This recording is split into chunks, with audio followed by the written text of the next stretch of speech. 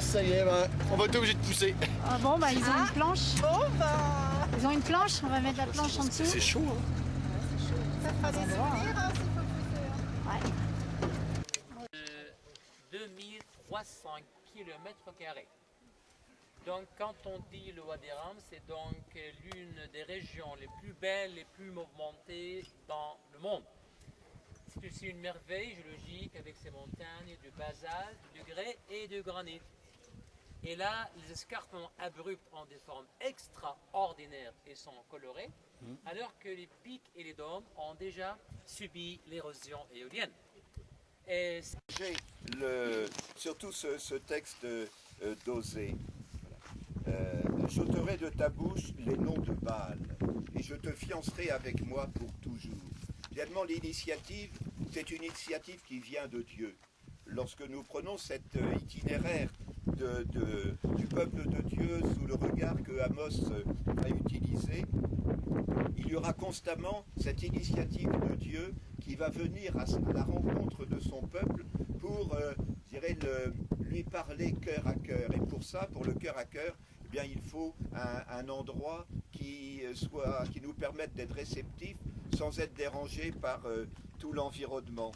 Là, peut-être que le seul dérangement que nous pourrions avoir, c'est le paysage qu'on a sous nos yeux, même ceux qui sont tournés vers moi. Si jamais on se tourne de l'autre côté, qu'on regarde devant nous, on a l'impression d'avoir toute une immensité. On a l'impression d'être un grain de sable dans cet univers qui nous entoure. Et nous ne sommes finalement qu'un tout petit grain de sable aussi dans cette grande histoire du peuple de Dieu.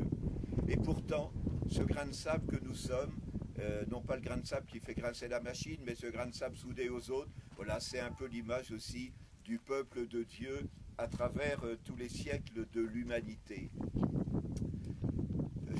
J'ôterai de ta bouche les noms de Baal. Voilà, je crois que nous avons les uns et les autres dans notre vie quotidienne, nous avons aussi des dieux païens. Baal, c'était le dieu païen de la reine Jézabel, contre lequel le prophète Élie s'est battu.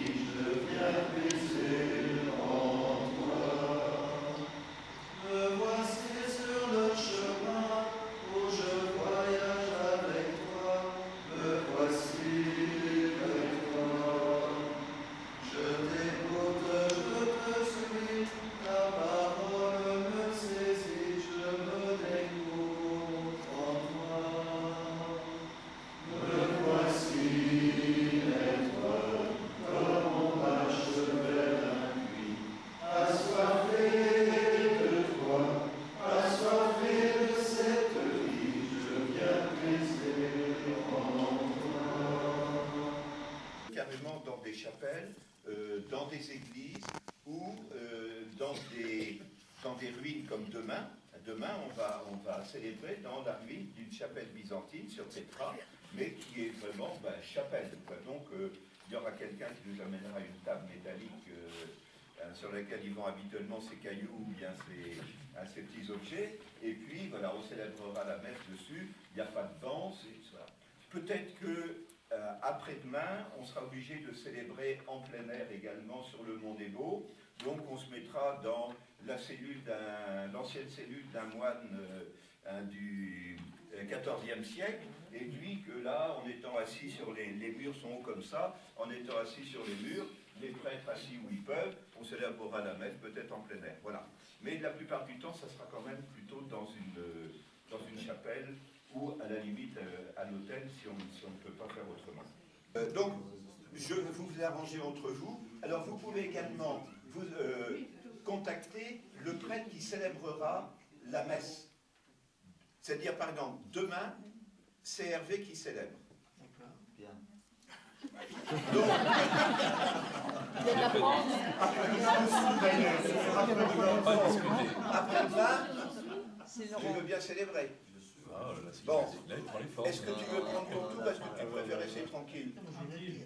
D'accord, Claude reste tranquille. Donc, moi, je note pour dire à l'évêque que Claude veut célébrer.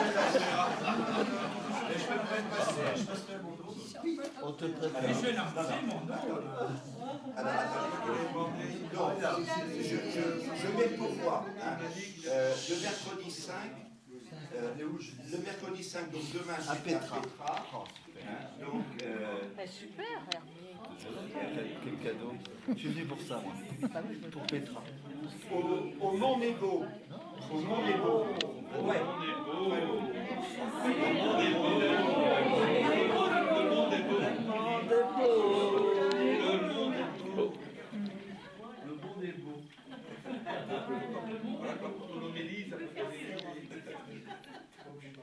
Le vendredi 7, on arrivera le soir à Nazareth.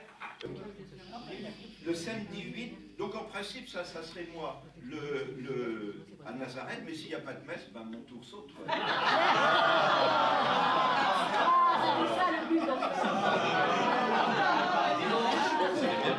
Mais il y aura. Alors, le samedi 8, on sera au bord du lac de Tibériade. Le samedi 8, le lieu de la primauté de Pierre. Pierre, m'aimes-tu? Ah oui, Seigneur. Pierre, tu m'aimes? Mais oui, Seigneur. Tu m'aimes vraiment? Enfin, Seigneur, quand même, je te l'ai déjà dit. Voilà. Alors, c'est un lieu magnifique au bord du lac. Donc, ça retombe sur Hervé. D'accord, on va s'en Claude va prendre son tour, non? Oui. Je pense qu'il a Claude, il n'était pas contre. Hein. Il veut qu'on assiste un peu, mais. C'est ainsi qu'il est amené au boulot. Le dimanche 9, Tu vas aller où, Claude? Tu veux célébrer où? On peut peut-être me poser la question comme ça. Ah non, je vais également faire ça.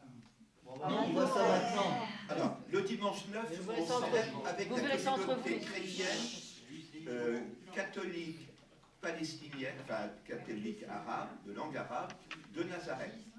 Voilà. Donc, il y aura une lecture en français. On verra entre nous quelqu'un qui acceptera de faire la lecture. Et autrement, la messe sera en arabe.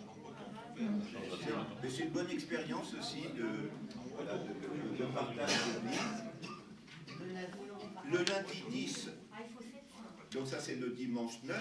Le lundi 10, la messe, ben là ça va être mon tour parce que je ne sais pas si on peut pas célébrer.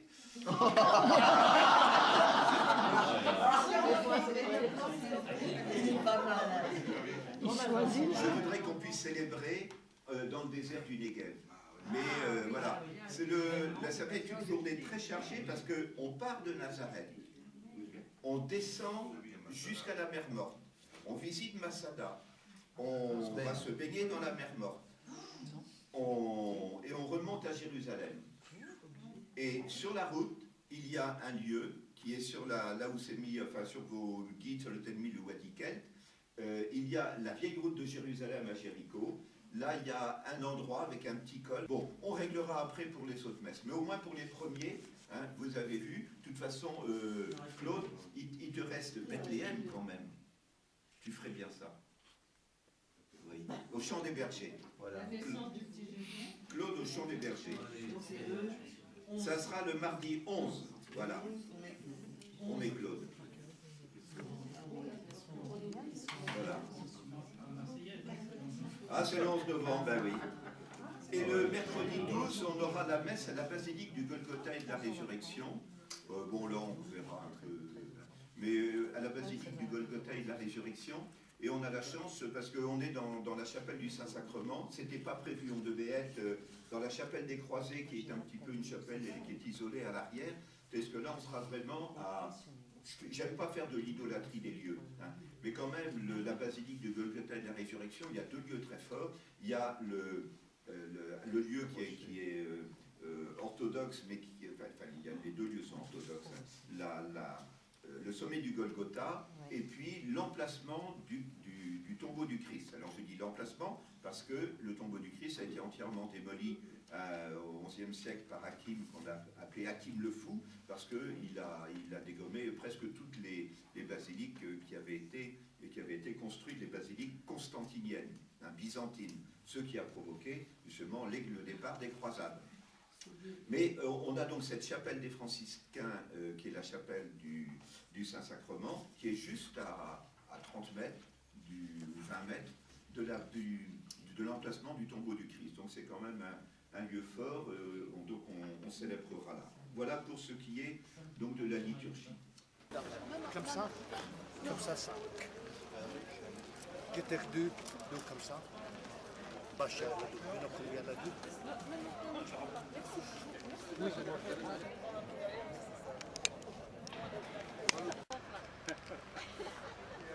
Viens mon petit, hein.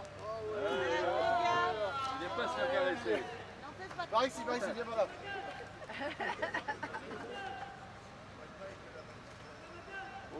Oh, c'est bien parce que là ça cache le soleil. Ah.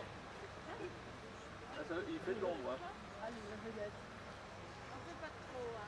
J'espère que j'en aurai une de correcte sur le tas.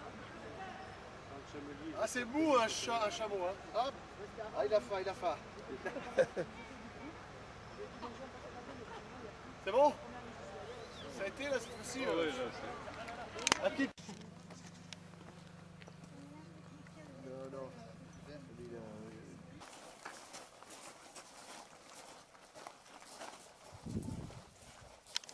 Du lac de Tibériade, il y a un lieu qui s'appelle Yardénit qui a été aménagé pour des baptêmes par immersion.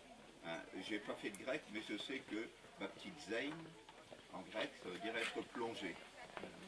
Donc il y a les communautés, surtout baptistes, vivent les baptêmes par immersion. Je ne pense pas qu'ils fassent ici du baptême par immersion complète, mais ils ont sans doute un rite quand même de rappel de leur baptême dans le Jourdain. Nous le ferons ici dans cette cuve filtrée. Voilà, ça ce sont les liturgies orthodoxes. Mais sur ce fond, je vous invite à ce que chacun nous venions plonger notre main dans cette eau du Jourdain et tracer sur nous le signe de notre baptême.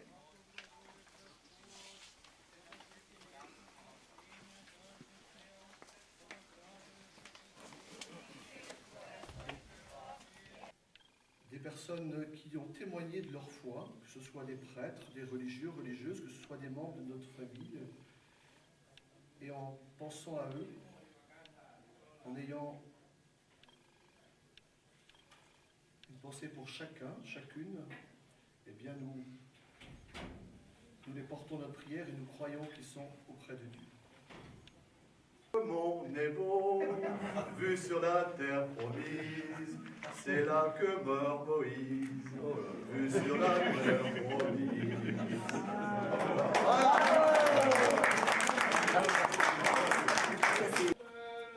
Mais s'il est révolu le temps des terres de voix, il reste encore chez nous la graine d'aventurier. L'homme qui vit de la mer, l'homme qui vit de la mer, et regarde mourir les derniers vraiment. L'homme qui vit de la mer, au fond de ton vieux port, s'entassent les carcasses, les maisons, les chameaux. Un monte à l'intérieur coûtant 3 000 $. Là, on a entendu la cornemuse, c'est l'influence britannique depuis le XXe siècle et c'est resté. Il y a même l'orchestre de l'armée, utilise toujours la cornemuse. Et même quand il y a des fêtes, des mariages, pour accompagner et chanter, c'est avec la cornemuse. J'allais dire les Anglais, non, c'est écossais.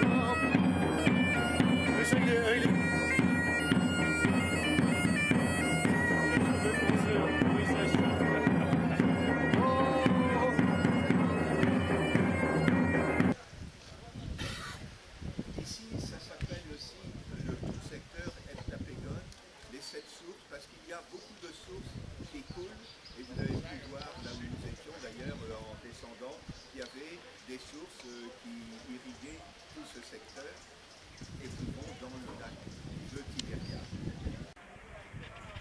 Nous sommes justement ici, je dirais, au milieu des deux autres sites.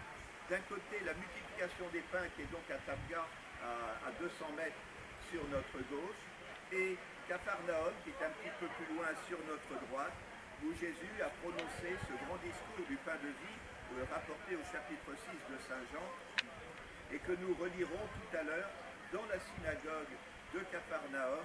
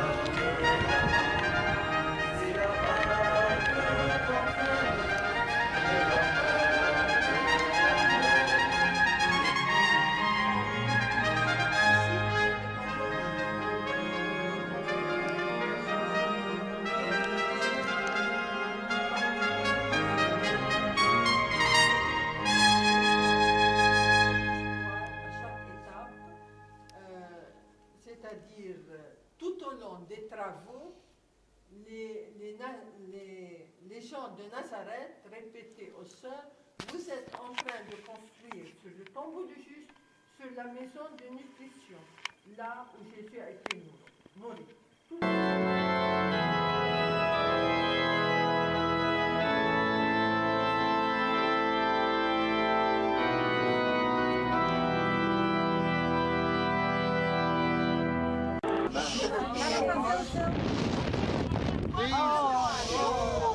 Please be quiet.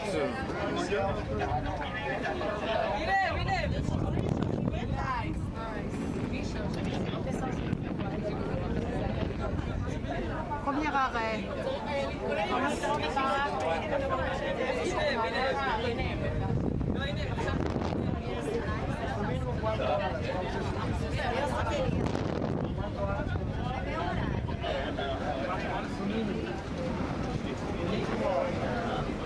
De nous rappeler deux choses. Donc Jean-Baptiste qui était dans le désert et les gens qui venaient de Jérusalem le rencontraient dans le désert. Donc il prenait toute une route. Quand je regarde moi là-bas au loin, je vois les collines de Jérusalem. Et donc il descendait, il passait dans la verdure, le Wadi Kelt, voilà, et Jean-Baptiste pouvait être quelque part dans ce secteur-là. Et la deuxième évocation en ce lieu, c'est Jésus qui, au sortir de son baptême, va 40 jours au désert. Voilà. Mais l'idée, c'est quand même une grotte, voilà, dans laquelle les bergers pouvaient s'abriter avec leurs moutons, avec leurs bêtes, et c'était quelque chose comme ça. Donc chaque fois qu'on peut célébrer dans cette pièce-là, dans cet endroit, cet espace-là, cette grotte, moi je trouve que c'est merveilleux parce que ça nous replonge bien dans ce que pouvait être une grotte de berger à l'époque de Jésus. Ah, il est passé un peu, hein. Contar, pays zoanés, Romo Bézé sanctifié, au roi Thérèse de Léon, au Polontes Bézé créat, Bois et Léné. Au Rio, au Parapentesiek, à Parapentesiek, au François, et les Matapron d'arrêt pour le français, à la multitude et pues, tentations.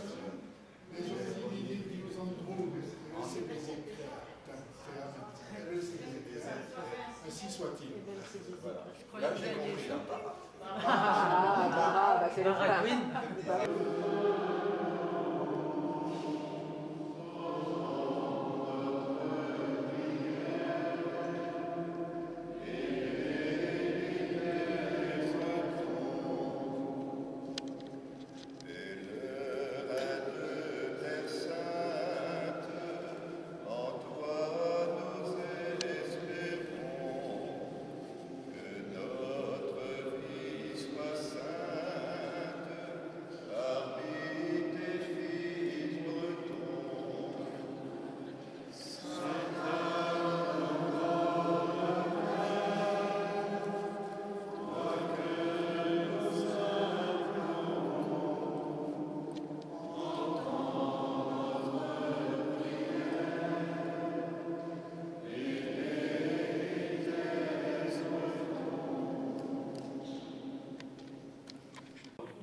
Mais c'est simplement leur liturgie, qui est une liturgie propre, qui n'est pas la liturgie orthodoxe, mais qui est une liturgie libanaise. Ils sont descendants d'un moine, donc Saint Maron, maronite, Saint Maron, qui a, je dirais,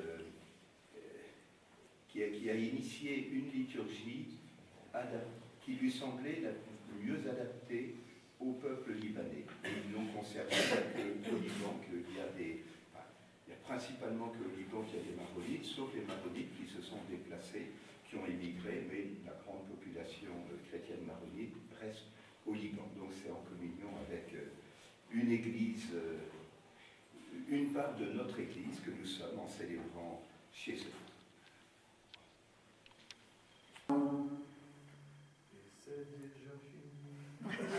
Alléluia.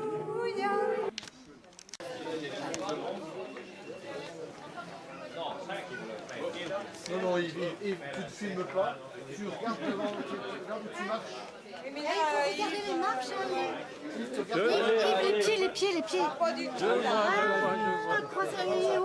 Je remplace pas les pieds, il faut les regarder. Non, je suis pas d'accord là. Non, Ça va rien rendre, ça va rien ça va rendre. pas rendre, c'est trop foncé. Non. Ah, mais C'est pas un breton, moi. Vous, breton, arrêtez là. Et ça tremble. Si, continue de filmer. C'est l'appel d'une usine. Alors,